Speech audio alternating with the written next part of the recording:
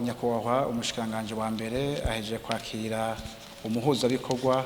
w'ibisata vyegamiye ishiramwe mpuzamakungu ONU, aho yaraje nawe kuganira na nyakubahwa umushikanganje wa mbere kuvyerekeye umugambi wumvikanywe ko na leta y'u Burundi n'ivyo bisata kugira ngo baje barabonana uko amezi 6 kugira ngo bihe ihangiro vy'ivyo bagiye gukora. Umuhuzabikorwa kandi bagarutse ku kibazo c'umwuzurira kimaze kumenyeshwa n'abajejwe ibirere cyane cyane ku bantu baba mu karere ka Gatumba, aho yavuze ko ivyo bisata vyegamiye ishiramwe mpuzamakungu ONU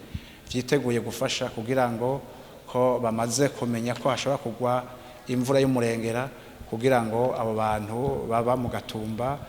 hagira igikozwe batabagwe barashobora guhitanwa n'umwuzurira. Banagarutse kandi kuri iki c'abana bariko bakugwa amabarabara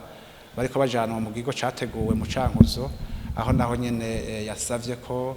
igisata kiraba indero kirabugwaruka UNICEF cifuza gufasha muri ico kigo kugira ngo babandanye bakurikirana indero yarujya gwaruka rwagiye muri kijya kigo kugira ngo ruronswe inyigisho maze ruheze gwiteza imbere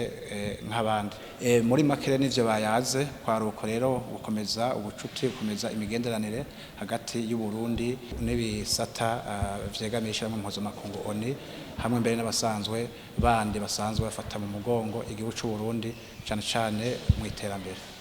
Radio Television RTBB ni vyiza ry'Uburundi.